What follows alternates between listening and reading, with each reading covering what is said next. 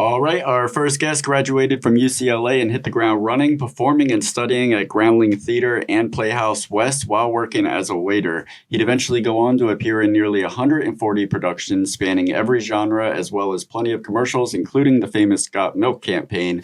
But it all began with the role of Roach in the film that brings us together today, The People Under the Stairs. Thankfully, he has regained his ability to speak since then, and we're so honored that you've taken the time to talk to us. Thank you very much, Sean Whalen. How's it going, guys?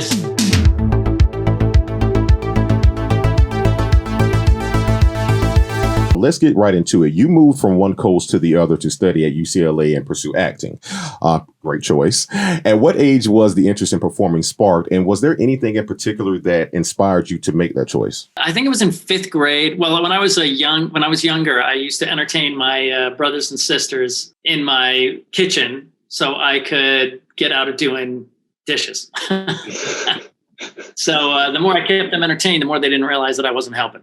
So when they got wind of that, I thought, well, I need a new audience. So I kept doing kind of performing stuff. And then in fifth grade, I starred in and directed a play of Rumpelstiltskin, and where I played Rumpelstiltskin. I remember coming out for the curtain call, and the whole school was there, and they went nuts. And I thought, wow, this was fun to do. And people really liked it and made them happy. And that's when I was kind of like, all right, I'm kind of into this. Even though I didn't follow through doing too much. Well, I did some performing stuff and talent show stuff in my 6th, 7th, and 8th grade. But then I really hit the ground running in high school and really got into the theater department there and kicked butt there. That's like the origin of every actor. Like, I got into acting because I didn't want to do the dishes. I didn't want to end up doing the dishes. Yeah. No, for me, it was when he said he did the performance in front of the school and they all went nuts. And I'm like, well, yeah, that's what I do. That solidified it. That solidified it for sure. Yeah, it's a true story, man. Oh, it's just ironic because doing the dishes is so much easier than acting at the end of the day. You don't need a response from the audience for the dishes. They're either done or they're not. Right. All right. I know I want to try to get a few of these out because you've worked on so many interesting productions and you've been so many memorable characters over the years. Right. Before we got into People Under the Stairs, I just wanted to kind of gloss over some of the projects that you were in that were of like particular interest to us.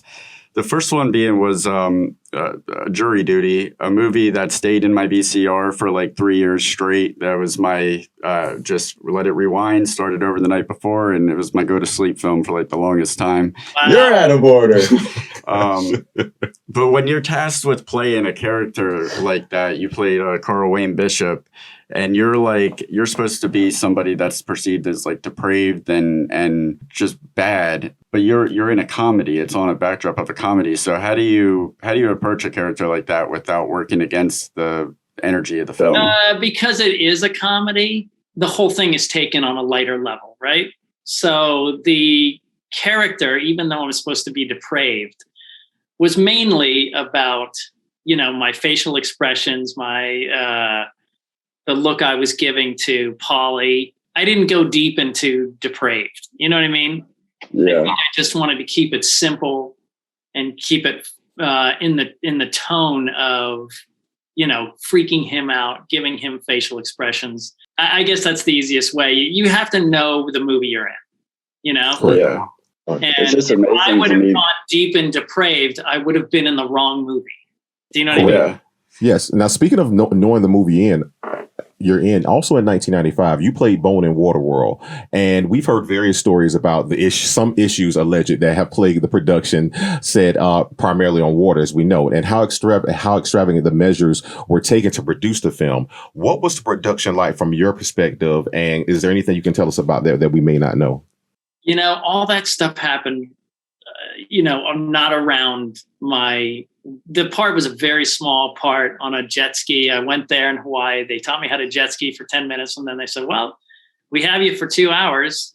You can practice. And I was like, practice? Yeah, I'll practice. And I drove around and it was crazy and went around and, just played on my jet ski. And then kind of got dressed in. It was a very small one scene thing. Me and another guy, they jumped up and Kevin Costner got me. So all that stuff was, in the newspapers, but I didn't encounter any of it. I didn't encounter any problems, any craziness. It was just a big production that was on the water. So that was it. Yeah. And since I didn't even go out into the deep water to shoot anything, we were just by the shore with our jet skis, our scene, and they jumped off the water. So all the controversy and production and all that stuff, I think you would have had to been there. And I think you had to have been at a much higher level for a long time to notice, those things, if that makes sense. It makes perfect sense. But one thing I think you just brought up that most people don't understand, when people say they want to be an actor, they don't understand certain perks that comes with being an actor. And what I just heard was through that all the negative press, he's like, I don't know what they experienced. I showed up, they taught me how to jet ski, and they said, you want to take them for a bit? And then I did my part. I was there with Kevin and I left. You're living the life. See, they don't understand the perks of what we do. Yeah, I got to break my ex-wife, and I went to Hawaii for, several days. And I came in at night. They sprayed me down with oil and stuff like that. So, I don't know if you guys are familiar with the part that I was. Most people don't even know the part because it was so small and it got cut out of the regular movie, but it was put back in when they did it on ABC and the videos. So. Well, and you're in the position where you can appreciate both sides of being just an actor that comes on, and you've also written and directed yourself, so you can have an idea of what's going on the other side, and it just speaks to how well the team at the top of a production can mitigate issues into solutions before they trickle down and start affecting the energy on the set. Yeah.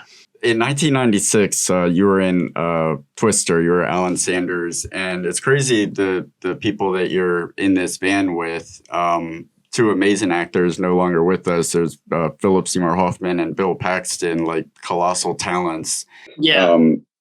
Were there any? That had to be just an exhilarating production in the time before special effects were really totally taking over. I'm sure a lot of it was practical, but in the van with this witty dialogue and in an adventure setting with these amazing actors, were there any memories that you can recall? Man, I've had so many fun times on that movie. Alan Ruck and I had a really nice time. We were driving around with the maps, and I remember coming in and I was like, oh, what is our relationship? What's our depth? Me and Alan, and what should our relationship be? I've written some notes and all this stuff. And he was just like, how about Alan and Sean in a truck? Let's just keep it simple. And I was like, what do you mean? He goes, dude, this is about the tornadoes. This isn't about us. This is we're the Goonies just staring up in the sky. Yeah. And I was like, oh man. But I actually, did a lot of the same work that I did. The work that I put in, I did not change, and it was great. It was great. We had a really fun time doing that. I remember another time when we were bored at the end of the shoot, we were doing the part, we were getting ready. It was the drive-in, I guess. And we were waiting to do that outside the drive-in. And we were just in the dark, and we had gotten a lot of per diem and we're sleeping during the day. So we all had a bunch of cash, per diem that we weren't spending. So we started just betting on little games, taking pebbles and throwing them against a pole and seeing if that worked, or pitching dimes and quarters and see if they could fit into this little cup, or, just doing tons of things, little games and bets. And then finally, Philip Seymour Hoffman and Todd Field, they knew I was kind of a conservative and, not conservative, but not just wild, and they said, I bet you Sean Whalen wouldn't jump on that van and dance naked for 30 seconds. And I was like, yeah, I wouldn't. They go, well, what about this? And they all started piling in money, and it kept coming, and coming. And then it was like $1,100. And I was like, fuck it, I'll do it, Yeah. So I jumped up on a van and danced naked in front of the crew and stuff. They didn't know, the van was kind of behind where they were shooting. Jumped up, started dancing. And, I had to do it for 30 seconds.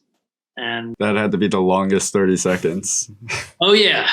but it was great, and I made the cash, and it was really fun. There's I thought it was crazy that People Under the Stairs, your first film. I don't know if you knew, but on the Twister ride in Orlando when it was playing, People Under the Stairs is the film that's playing on the driving screen. I heard that. Someone finally sent me a YouTube video of the entire ride. So that's awesome. Yeah, it's just a really neat connection the way it draws back like that. I just wanted to bring this back for all the kids out there that are listening in class or that want to be actors. Jet skis, Kevin Costner being sprayed down with oil, per diem, $1,100. And it brings me, let's fast forward a little bit. So in 2009 to 2010, you played, because we just went from iconic film, we have to go to iconic television. You played Frogurt in season 5 and season 6 premiere episodes of the groundbreaking television series Lost, with such intricate and interweaving storylines hinged on mystery. What was it like as an actor coming into that world at the height of its popularity? It was crazy because I was a fan.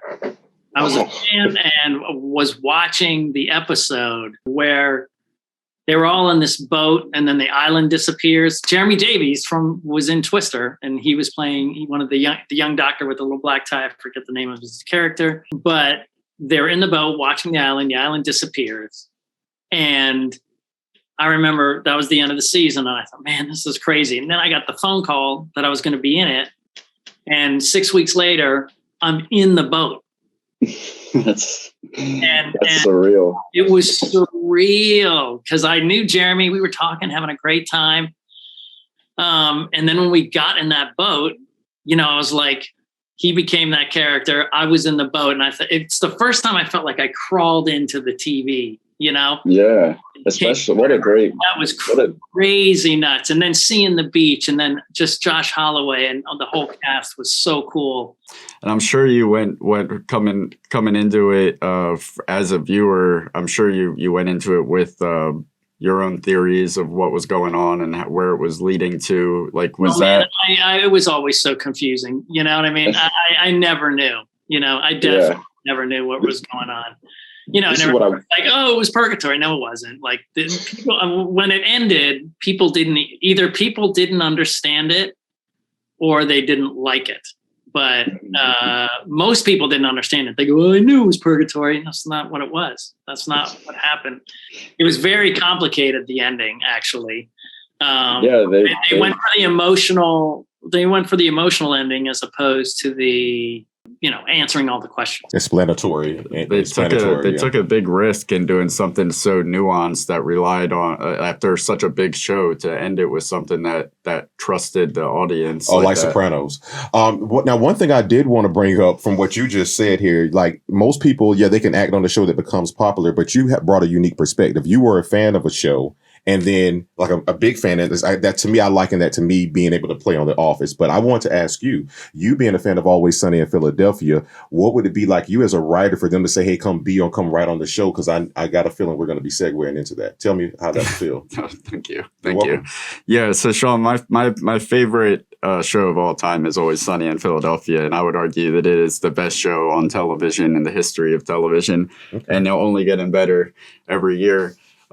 So every time we have the opportunity to speak to somebody that has even stepped on that set for a minute, I just want to know what your experience was like. If there's any stories that you could share, and the fact that you were a part of like the already eccentric McPoyle family.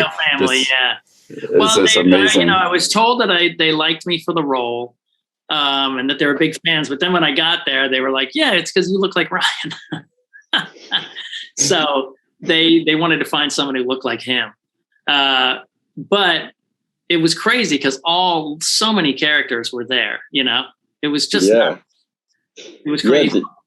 Did you, was there ever a moment where you looked around and thought about all of like Batman Returns was one of your first films after People Under the Stairs, and now you're back with Danny DeVito after over 2 decades.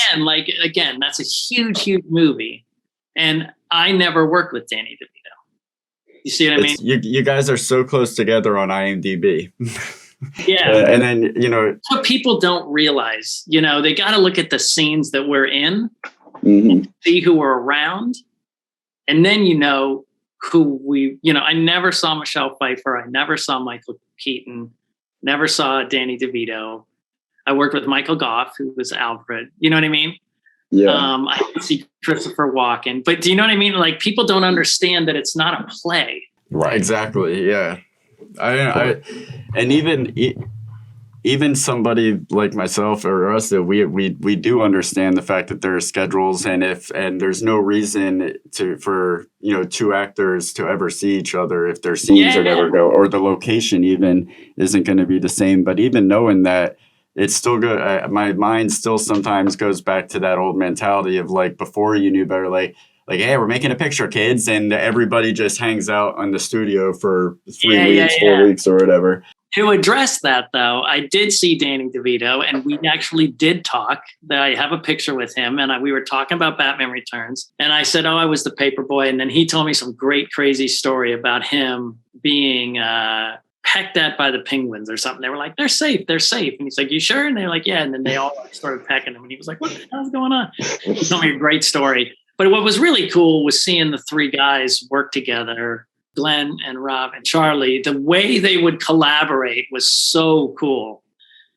That's really what makes that show so amazing. Is there, and I saw in some of their commentaries that it could easily be perceived as improvisational, and they are trying things, but from what they said, it's scripted. But they throw out stuff, you know. The way they can talk over each other and just escalate every conversation, like it just keeps like a roller coaster, and there's no lulls in it. It's just they have such good chemistry. Did Guillermo del Toro fan out to you at all over People Under the Stairs? Yes. That was. I was taking a swing on that one. I had a feeling it was gonna. I didn't know if you knew that he was a fan. But so I went up to him and I said, I just want to let you know. And he goes, I know who you are. And I go, what? He goes, Roach. I said, oh my gosh. He goes, yes, I love Roach. I love People. I'm a huge fan. And I said, listen, there's a 25th anniversary edition or whatever. I'd love to send you a DVD. He goes, no. And I said, why? And he goes, I'll buy it myself. And I said, are you sure? I said, I'd love to send it to him. And he went, no. Residuals.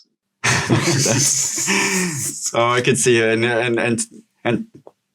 and to be in that Pappy McPoyle get up, had to even add to that exchange. Yeah, and then I got to sit next to the sister, the girl with the tongue. Oh yeah. I remember. I remember.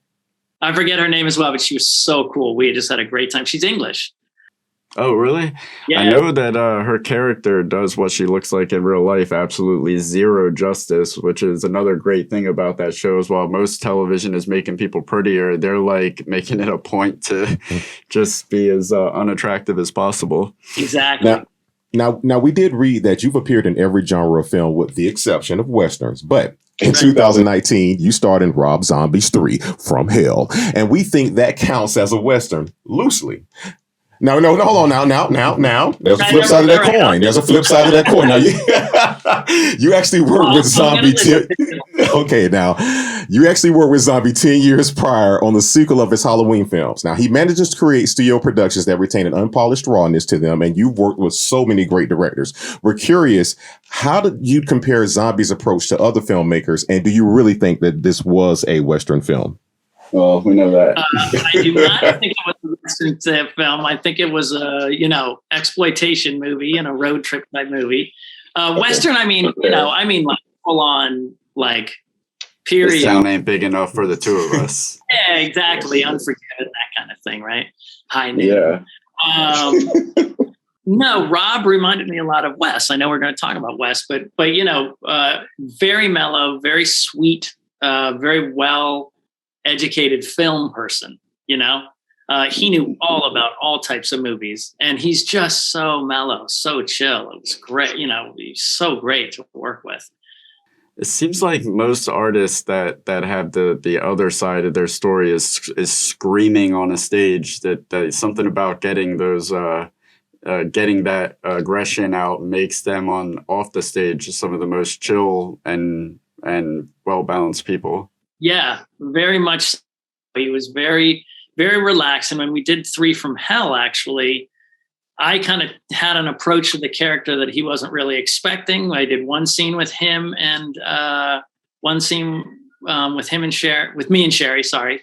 And then afterwards, he was like, man, I kind of like what you're doing. The lines I have don't really work with this character.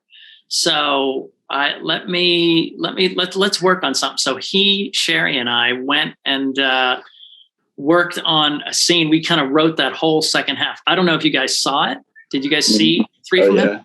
Yeah. The whole grape soda thing. That's all stuff that we came up with on the day. We just that's awesome. Sherry came up with the whole thing, the whole soda thing, the whole, the beginning, middle, and end of that second scene was all written by us 3. That's so cool. To be it must be great as an actor to work with a director like that who is calm and collected enough to be able to switch gears and let something evolve organically like that into something better than what was written. I think a lot of actors don't get credit for that. And not just improvisation, but like you just said, those are things. Let's just say the common fan goes to the film and they see the line, they see the film, they're like, "Oh, that's the writer knew what he was doing." Like, no, the actors came up with this. Their talent, they know what they're doing too here sometimes. Hey. All right, let's talk about why we are here. Ladies and gentlemen, the people under the stairs. Now, Mr. Roach, you're all of 26 years old, completely new to the world of feature films, and Wes Craven is directing you. First, can you tell us about how you were cast for the role of Roach and what it was like portraying a teenager that was written as 10 years actually younger than you? Well, the audition came in. I had just done comedy. Like, people go, "Oh, how did you get into horror?" You get in by the audition that you're sent. You know what I mean? We're looking for the romanticized story of I was called, I had something appeared to me. But yeah, that's more often than not is the answer. I had just done a comedy, with Cloris Leachman on a TV show. Mrs. Whitman to you. And a couple weeks later, I got this. You see this dorsal fin? I'm the assistant manager. And then I did a guest star on a little TV movie, and then this was the next one that came in. That's it. You're fired. Get out of my store. So I looked at it and I thought, I just got to crawl around the floor and all this stuff. But then I went to my coach and we talked about how he just has to be fun and think what he's doing is fun. Don't overthink it. He is doing heroic things, but he doesn't know he's heroic. You know what I mean? He's just having fun. That's all that's what makes him heroic, right? Because he doesn't know what he's doing. He's just playing around. So, but I did have to do the death scene. I mean, it was funny. A lot of my friends were finished graduate school and they were like going to jobs, interviews with their suits. And they're like, "Oh, I just have to sit there with my suit and my tie and do all this stuff." And they're like, I go, "Yeah, well, I just went in an interview shirtless, crawling around Wes Craven's floor and hiding behind chairs and poking out behind his, furniture, crying and laughing." So, but it was cool though. Within the hour, I got the phone call. One thing I wanted to ask, now this is what Wes Craven said, and in remembrance of him, a lot of the things we've uncovered about this film is that a lot of people and the actors, cast members said this is one of the most fun sets they were able ever to work on. So what I want to ask you, what was it like to be on a Wes Craven set and remembrance him, and was it really as fun as they say? Oh yeah, I mean, it was super relaxed. Wes just wanted to make everything relaxing. He wanted to take the acting seriously. He's just so chill and nice and paternal and nurturing. So that made everyone feel good, and that made everyone want to do their best for him, right?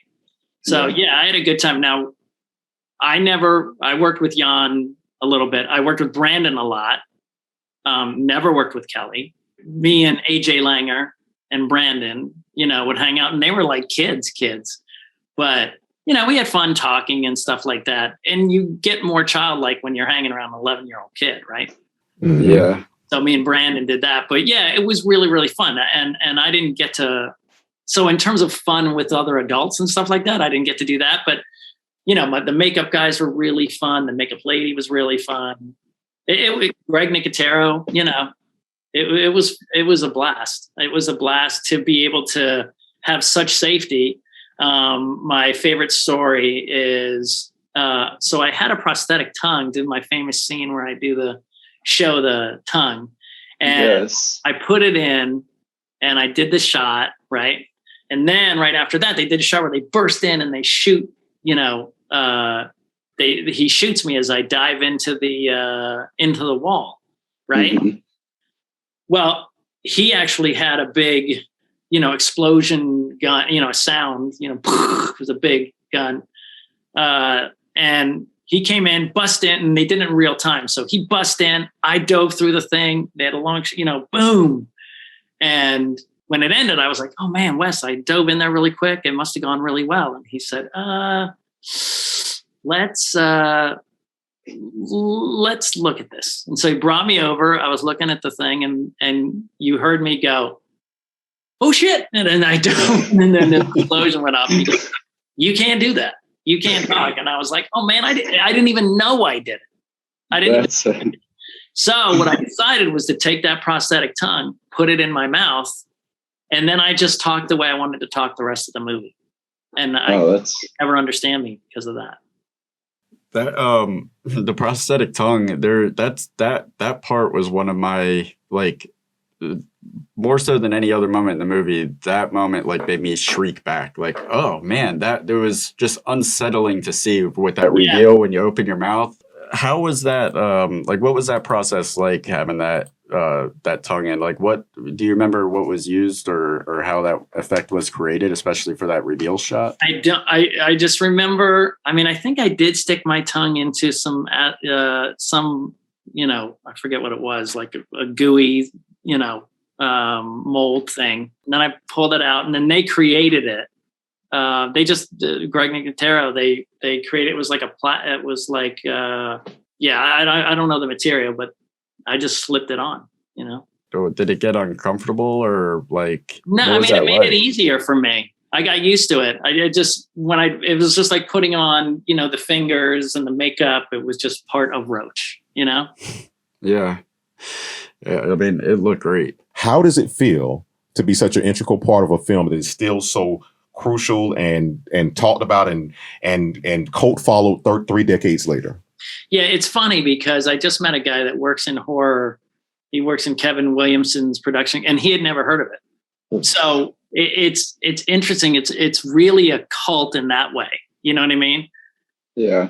Mainstream people usually don't know it. I think you have to be into horror to really know it, because most people from West, they know Scream and Freddy, right? Mm-hmm. But the people who love it, just like Rocky Horror Picture Show or something like that. They really love it. The fans really love it. People love Roach. A lot of people say that they cried. I did Kenan Thompson's show. If you look at his Instagram, I don't know if you guys want to find it, from back in February or whatever. I gave him a sweatshirt. He loved Roach. He said it was the first time he ever cried in a horror movie. Nice. So when Roach died, it's just interesting how much people actually really dig it. Kenan Thompson is notorious for not being able to keep a straight face, so I'd like to believe now that when he's trying with all his might to keep the smirk off his face, he's going back to that first childhood misery of watching Roach die. Yeah, you're on his mind every Saturday night. Yeah. I mean, it's weird to know that so many people love it and see it. You know what I mean? You just don't know. Like I didn't really know. So I didn't know, right? Until Facebook came along, and all of a sudden I started getting like friend requests, tons and tons and tons and tons. And my friend was like, this is your fans. And I was like, fans? What are you talking about? And I just went, accept, and just accepted and that's what it was. People started going, oh man, do you have any photos of Roach? Do you have any, And then he quickly made a business page 2 days later. That was great. Started doing conventions and everything. So I might be speaking from my own personal bias with my history with Wes Craven, as I grew up on Nightmare on Elm Street, Freddy Krueger, and but I feel like everybody Like, I feel like there had to be a certain level of excitement or at least confidence going into the production that this was going to be something, because Wes Craven had already established himself as with Nightmare on Elm Street, Last House on the Left, Hills Have Eyes. Yes. So, like, you weren't just working on some rando's horror film. Like, But I wasn't into horror. Okay, so I there's didn't know who he was. I had no idea who he was. I knew Okay, so, when they said Freddy. Well, when they said he created Freddy Krueger, sure. And I had heard the name. That's not fair to say I didn't know who he was. Of course, I had heard the name, but I didn't know his work besides Freddy. You know, that's that's what's so funny is people are like, oh, you're so into horror. No, I mean, I got a job in horror. Right. So I just came off this comedy thing. Y'all keep talking about this horror. I'm funny, damn it. Yeah, every time I escape, they I pull me prefer back in. comedy to anything. You know what I mean? Dude. So I'm not Yes. trying to underplay him. It's just that's not. I was more into comedies. You know. And I told him getting to know him and getting to know the horror genre and stuff like that, then that changed, you know.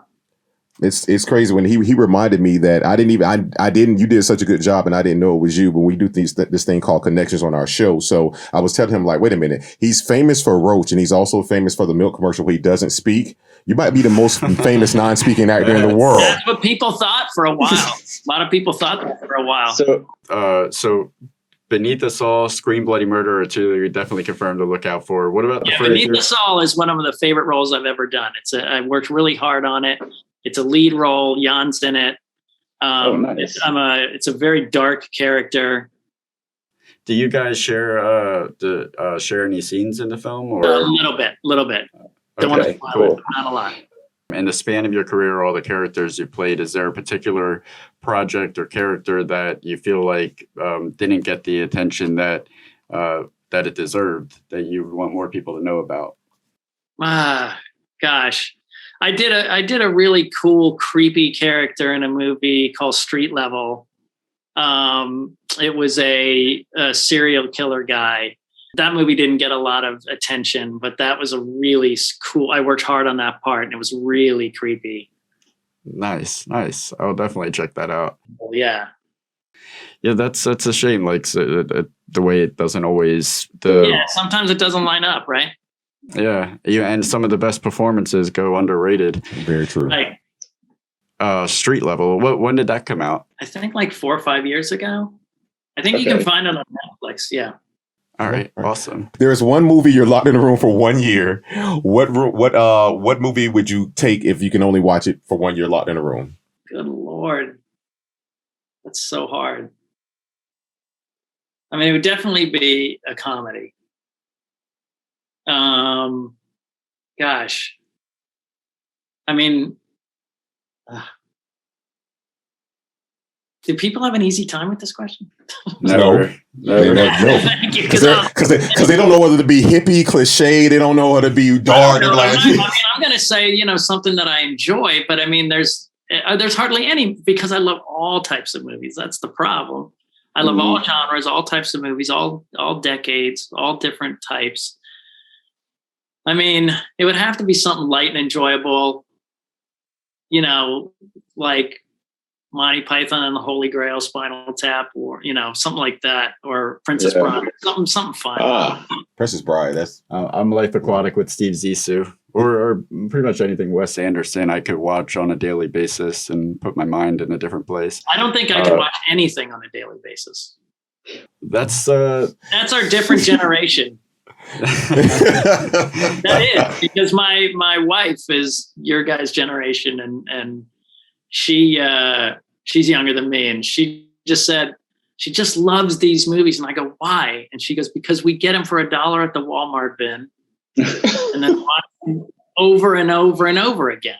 And I go, you didn't care that they were good? And I go, we didn't care that they were good or bad or whatever. We just had them. You know what I mean? What I love about repeat viewing is that even the worst movie, if you watch it 4 or 5 times and get to know it like a best friend, you could start to appreciate those little quirks a little bit more. That, That's a flip side of that coin. Or it gets worse and worse and worse. Like, what's the worst that can happen? Or District 51. I'll stop there. Go ahead. Yeah.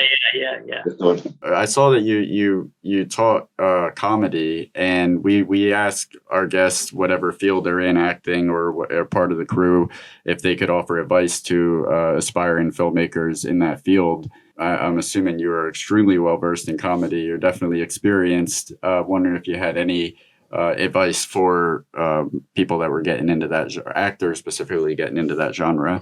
I would just say that if you're getting into comedy, study all types of comedy, from, Charlie Chaplin to, awkward comedies, physical comedies, silly comedies,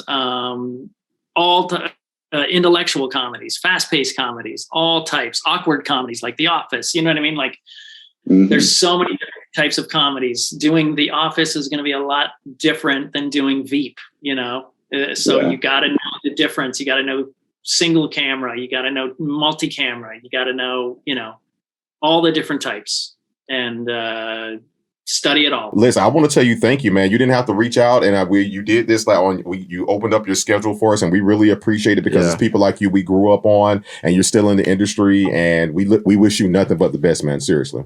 Thank you so much, Sean. Yes. I appreciate it. Great Have day, a great. You too. Thank you. Bye-bye. Bye-bye.